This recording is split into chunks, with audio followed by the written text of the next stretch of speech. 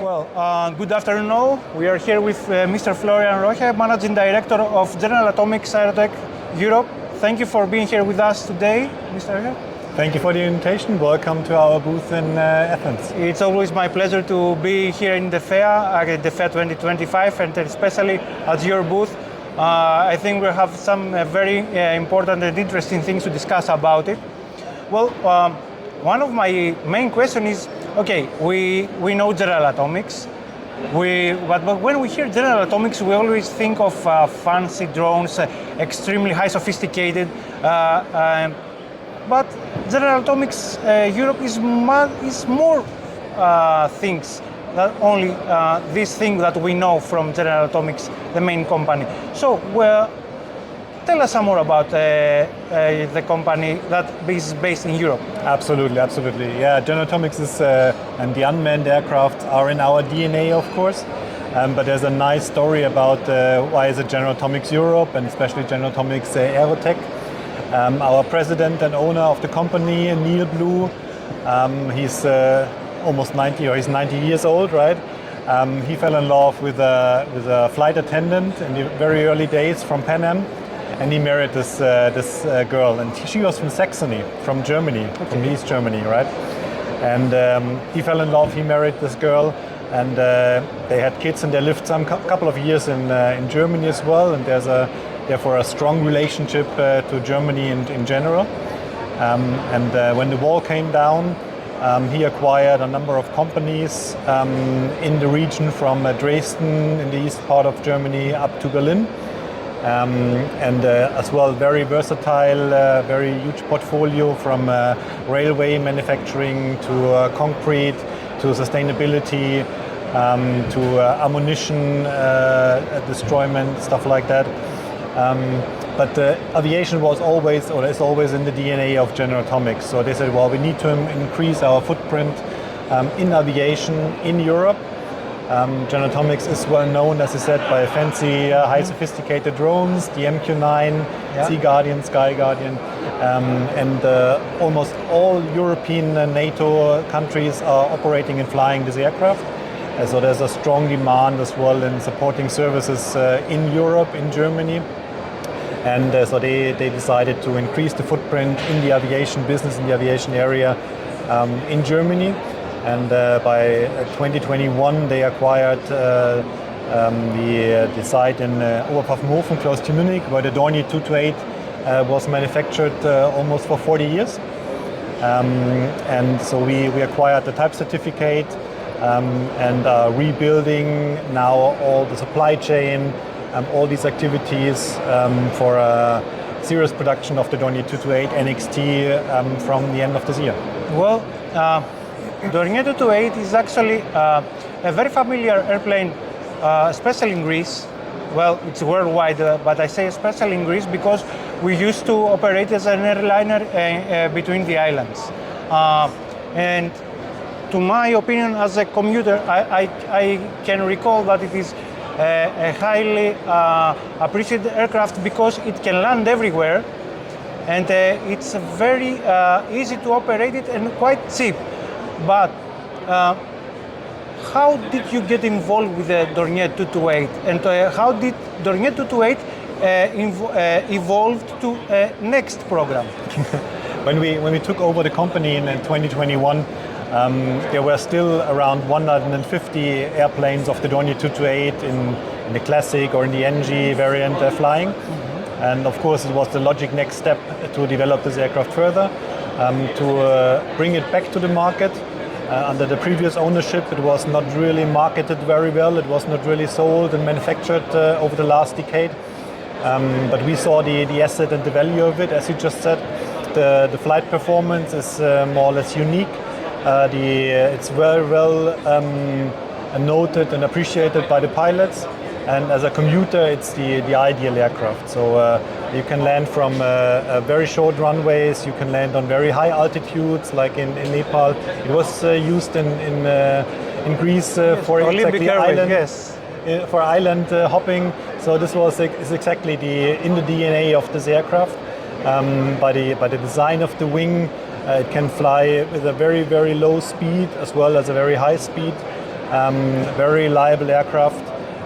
So that's why we said that this is definitely an asset we are going forward. And there might be in the future as well a use where we combine the unmanned technology with our Dornier 228, but this is then the next chapter. Well, the recent chapter is the next program, which to my understanding is actually a very versatile version of the 228 that can do a lot of different operational, can cover a lot of different operational needs with only one platform. Exactly. So this is the really what we see, and the aircraft is still operated, as we said, in many countries. So Italy, for instance, is using it as a military aircraft for paratrooping, for cargo topics, but it is as well used as a medevac aircraft. So the configuration of the cabin, and especially due to the rectangular shape of the fuselage, can be adapted and changed in a very fast way. So you can, by the plug and play design, you can really change it, and from a complete special mission aircraft with an operator console into a full passenger or into a cargo aircraft, really within 120 minutes. Well, that's very impressive. It's very fast. That's really fast, really. And but this is the advantage of the NXT and of the Dornier 228 NXT especially.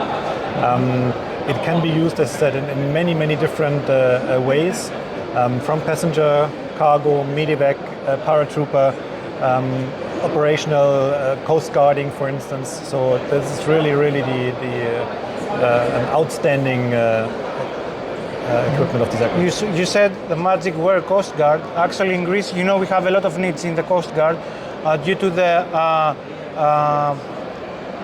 migration.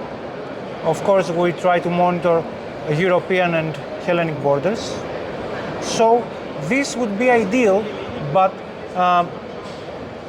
the ministry also has declared that every new procurement would have to include a 25% of domestic production.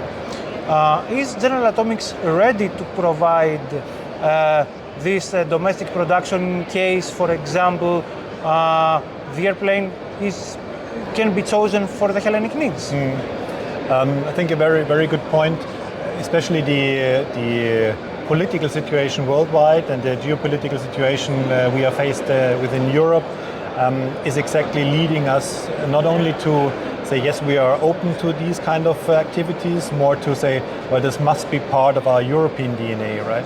So we have to understand and learn that we collaborate and cooperate in the future more closely together with our neighbors, with our European countries. So this is a part of our strategic roadmap anyhow, that we will not only will sell an aircraft, but we look for partners where we can jointly develop and the business relationship between the countries. So yes, definitely this would be part of our strategic approach towards the Coast Guard as well. Not only sell the aircraft, but as well to define the volume of maintenance activities, building the aircraft, final assembly, bits and pieces in Greece as well. Yeah. That's very important, because you see, we try to increase our volume in the arms industry in Greece, and I think this that you are mentioning is very helpful for our industry in general, not only the defense industry. And another question I had is, okay, so there are some operators that are operating with the old version, the 228. Can an older version of 228 be upgraded to the next program? Yes, it can. So this is the basic airframe remains the same because it's a proven design. It's a working horse, right? So what we changed from the NG or the Classic to the NG to the NXT is mainly really driven by efficiency, mainly driven by reliability, by upgrades which are really necessary to bring the aircraft up to the latest standard in terms of avionics, in terms of systems in the aircraft. And we're running already a very successful program with one of our customers to bring the classic aircrafts to the current existing NG standard, right? Where the aircrafts come into our facilities, will be completely stripped down. Everything will be removed. We rebuild the aircraft more or less from scratch, and this can be as well done for the NXT. Right? Great. Are you ready to distribute the next program to the Hellenic Ministry of Defense in case you are invited? Yes, absolutely. So all our efforts and activities over the last 3.5 years, more or less, are leading exactly to rebuild the supply chain, to establish all the relationships with our suppliers again.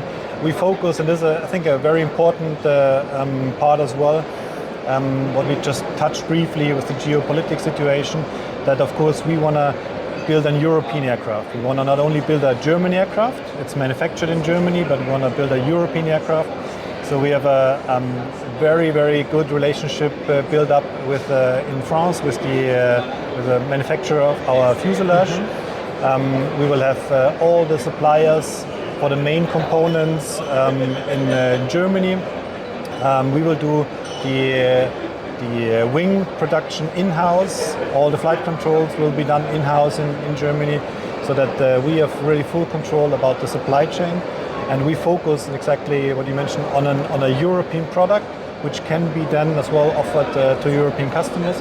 And the first aircraft will run out end of this year. Oh, so, great. You're invited to join. It would be my pleasure, of course. The rollout party then. It would be my pleasure. Another interesting activity you are involved in is the maintenance of the German Army NH-90 helicopters, which is actually a highly sophisticated helicopter, as we all know. It has created new standards in its category. And of course, Greece also has a significant number of these helicopters. So, what is your experience on the NH-90 and how this could involve you to the Hellenic also program of maintenance? So we are doing the NH-90 program since 2018 in our facility. So we have full line and base maintenance capability. We are a DEMA certified organization, so based on the military aviation legislation. And we're doing all around the year 6 stocks. So we maintain from the German Navy and from the German Army 6 aircraft all around the year.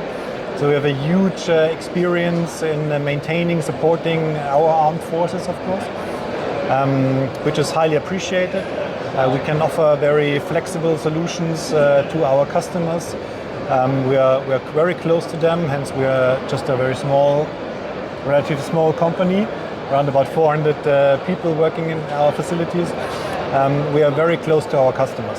So this allows us to better understand the needs and the requirements, which supports the German armed forces heavily in these activities.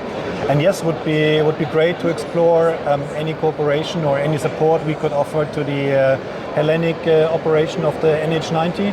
It's a very, very high sophisticated helicopter, but very well accepted in the German armed forces. And yes, we see in Greece we are struggling to keep them operational, and that's because we are not experienced in supporting this kind of helicopter. But I know that the German army is very pleased from the use of this helicopter. So I guess it has to do with the maintenance mainly. Absolutely, absolutely, yes, absolutely. I think it's a combination, of course, of the operation of the armed forces in general, how they treat them, but as well on the maintenance and the support they receive from the OEM, which is an important piece, of course. Yes. But as well of the industry, like General Atomics, Aerotech, who are supporting the fleet and supporting as well in any kind of activities. But we're more than happy to jump into that story as well. I think there are avenues we can explore to find a supporting approach as well for the Hellenic operators, together with the German armed forces, to better understand how the operation works, what needs to be done, what do we do in terms of preventive maintenance, for instance, to keep the aircraft flying. Because we're having the same issue in Germany. We want to increase the aircraft availability, we want to increase the flying hours per year. And this is just only feasible by a joint approach between the industry, the MRO service provider, and the operator to achieve this final goal. You're totally right. Thank you so much for sharing all this information with us and of course our viewers. Please feel free to say whatever you like, because I always keep forgetting some things, but of course you can add whatever you think it's necessary for our viewers and of course the industry and DEFEA in general. Yeah, so what we, especially for our Dornier 228, what we haven't touched yet is we are not only the manufacturer, of course we provide the upgrade services as we discussed and MRO services of all this kind. But on top, and this is what we call, let's say, really a holistic approach, that we offer training as well for pilots and maintenance engineers, as well as life cycle support for spare parts. Part of our strategy is that we have a full control of the supply chain, that we can support our customers with the required parts they need on site. So what we offer really from the very beginning of the interest of an aircraft until the end, when the aircraft is phased out after 30 years, maybe 40 years, we offer this kind of service and support. I think this is an important story, an important topic, because we don't let our customers go. So we are always close to them, and that's part of our strategic approach. Mr. Rohe, thank you very much for sharing all this fantastic info with us. I hope you are nice staying here in Greece, and of course enjoy the rest of the DEFEA 2025. Thank you very much. Thank you very much. Thanks a lot. Bye-bye.